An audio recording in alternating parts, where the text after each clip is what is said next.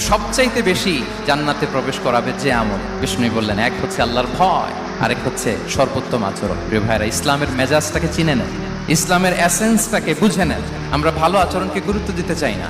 অনেক নামাজি লোক দেখবেন নামাজ পড়তে পড়তে কপালে কালো দাগ ফেলে দিচ্ছে, বাসায় বউয়ের সাথে খারাপ আচরণ করে, খিটখিটে মেজাজের, প্রতিবেশীর সাথে শুধু ঝগড়া, কলিগদের সাথে ঝগড়া, মারামারি, দুঃসম্পর্ক, এরকম আছে না? নাই বলেন, আছে না? কিন্তু নামাজি, অনেক বড় হাজি, একদিনও কোরআন তেলাওয়াত মিস হয় না।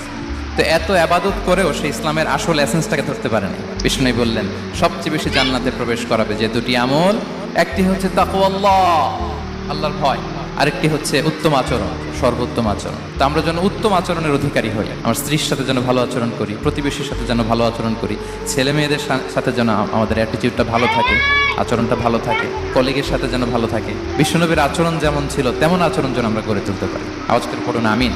সুনানে আবু দাউদের এক